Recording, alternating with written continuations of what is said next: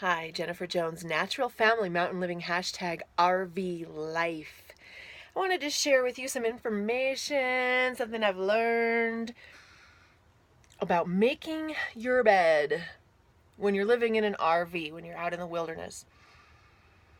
First of all, the beds in RVs can be a little more challenging to make because you can't walk all the way around it sometimes, or you've got to duck under the overhangs, as you can see up there.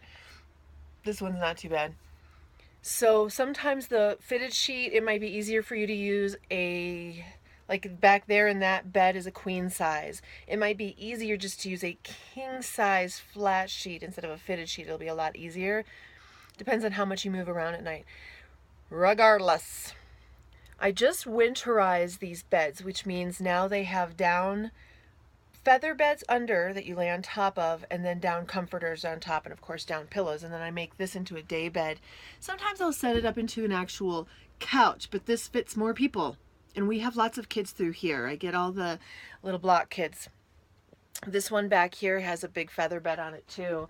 This is a full size ish, roughly, a little bit bigger than a twin size bed, and it has a queen size feather bed on it. So I just smush it up and wrap the sheets around it. Let me show you this one. Sorry if I'm making you dizzy. This is my beautiful bedroom.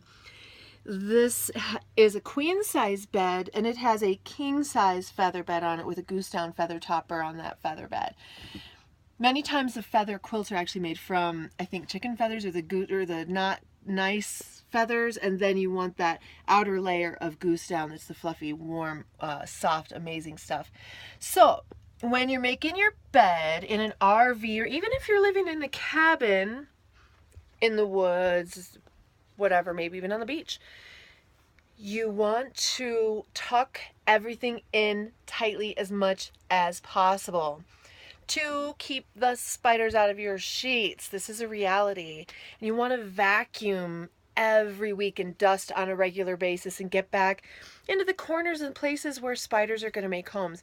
Up here in the mountains, we don't really have a lot of web spiders, daddy longlegs, or things like this that we have to dust out of the corners. Ours are wolf spiders. They're big, beefy spiders that live in your closets and things. They don't really make webs that they live in. They kind of find little caves and crevasses to live in.